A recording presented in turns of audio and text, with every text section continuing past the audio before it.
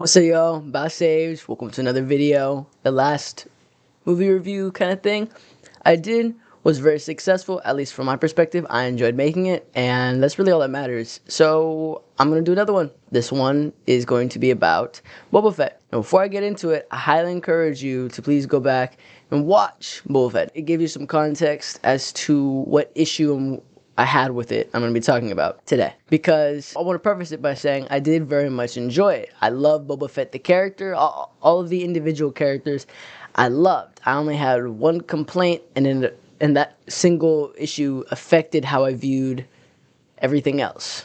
And so, as a whole, yes, Robert Rodriguez, the director, I love you. Dave Filoni, good stuff. In the future, can we make sure to address this issue? This is purely out of my love for Star Wars. This was a problem I had that I think can be easily corrected, but I think it did hold a problem with some viewers, and that problem is world building. Now, you wouldn't think that Star Wars would have a problem with world building. I mean, in the prequels, there were other problems. However, its biggest strength was its world building. It was such an intricate, cool world, and the themes were what set it apart and made it, at least in my opinion, still a great set of movies. In Boba Fett, world building is the department that suffers the most. And specifically, the world building having to do with the city, because everything else in Boba Fett works. To talk about Boba Fett now, the kind of main theme Boba Fett goes for, at least from my perspective, is it wants to subvert your expectations. You believe that Boba Fett and, Baby Yoda should be like this, but in reality, through the course of the show, we learn that they become something else. They become this. You know what I mean? And it's great, it works in different ways, but with that lack of world building in the city department, the city of Mos Espa, there's a disconnect. The Tusken Raider origin storyline works perfectly, I think.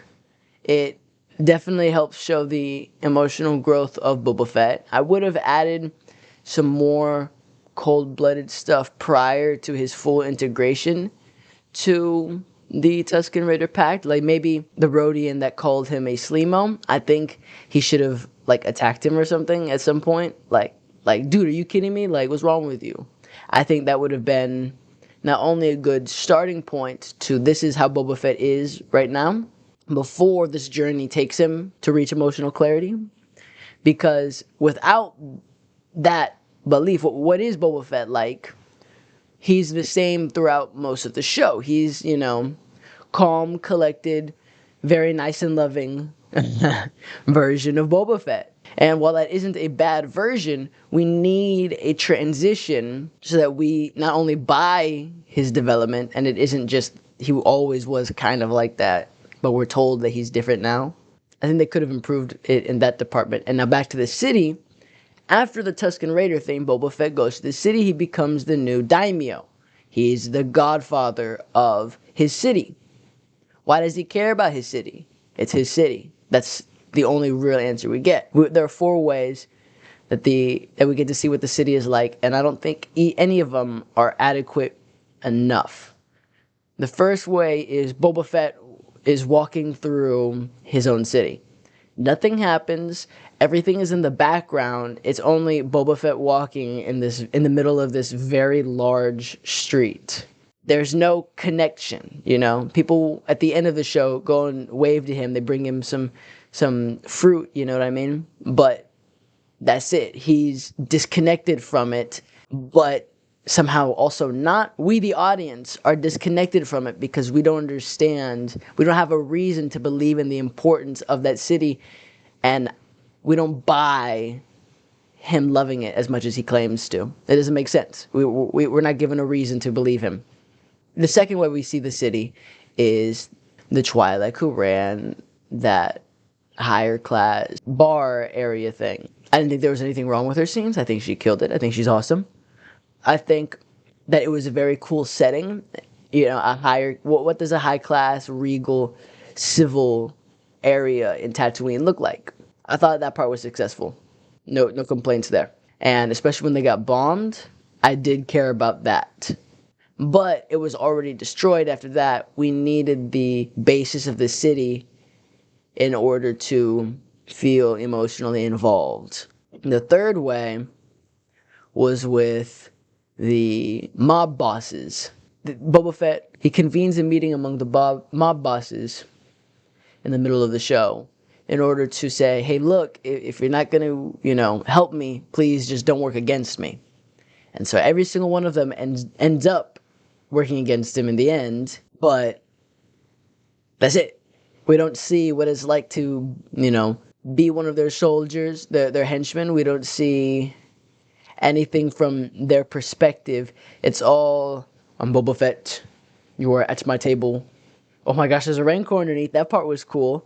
But we don't know insight about them other than the fact that they eventually betrayed him for no reason and then they all died. Which I guess kind of highlights why they're bad, but doesn't do anything for the audience to care about how that affects the city. You know what I mean? Now that these bad mob bosses are gone, good mob boss Boba Fett is going to save the city because he's different in these ways. We don't get that. The final way we get to see part of the city is through the mods. Now, I did think the mods were cool. My complaint is they did not fit with the environment. You know what I mean? This was our closest thing to insight in the city. These are the regular people of the city, of the workers district. You know what I mean? These are the people we should care about. And not only were they doing absolutely insane moves.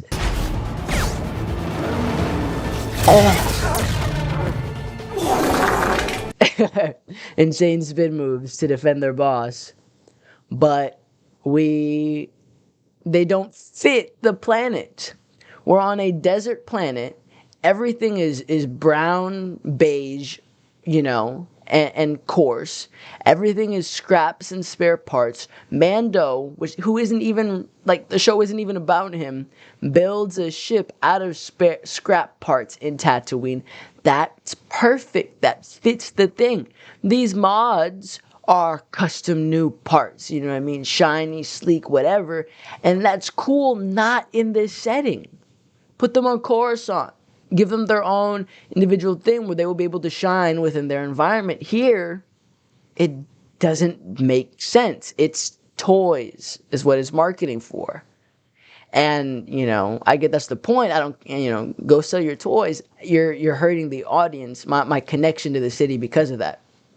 I would have rather they had the mod idea of the mods is fine. Make it rusty. You know what I mean? They're scrappers.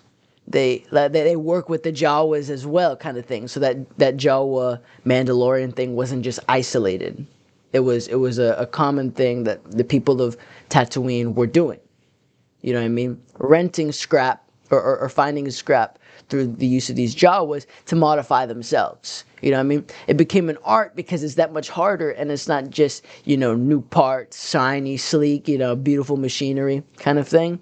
Because that's cool, but you can't, that can't be our only insight. So, for those reasons, because the show doesn't do a good enough job of making the audience, me, feel like I should care about this city for reasons other than the fact that it's Boba Fett and I love Boba Fett. Anything he wants, I want to happen. It failed for me in part because of that. It was still good. I enjoyed it, but I did not care. I didn't care, and I didn't understand why Boba Fett cared about his city. I think expanding upon the city would have helped do that effectively. And so, that's my only real complaints about the show. I very much enjoyed everything else. Cad Bane was in it. I love Cad Bane. People were complaining, saying, oh my gosh, he's dead and he just showed up. If that's the case, I will 100% agree with you. That is a lame way to bring him back. And I would have rather them not have brought him back at all, if that's the case. However, there is a little beeping light on his number pad chest thing at the very end. So I'm choosing to believe that his story, whatever that means, whether he's dead and he's being revived, or he's just in critical condition and his little droid buddy's gonna come and pick him up and put him in a back to tank, whatever it may be, I'm interpreting it as his story is not yet done, so don't get angry beforehand. You know what I mean? If they reveal later on, oh yeah, no, he died, then I'll get upset. But until I get that confirmation, I'm choosing to hope that they have plans for him in the future, because they wouldn't bring him back and then do something lame like that, right? You know, I hope. So that's it. That's the only complaints I had. I actually did very much enjoy it. I love Robert Rodriguez as a director. I loved Danny Trejo's inclusion in Star Wars. That's the perfect role for him. I wish we could have seen him more.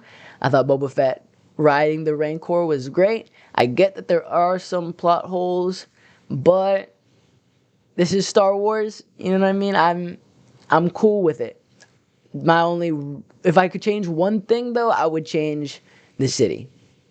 That's all. Thank you guys for watching. Hope you enjoyed. Please check out Boba Fett if you haven't, and I will be back soon with another video like this at some point. Is my favorite alien of all time, the Twi'lek, who ran that higher class bar everything. I didn't think there was anything wrong with her scenes. I think she killed it. I think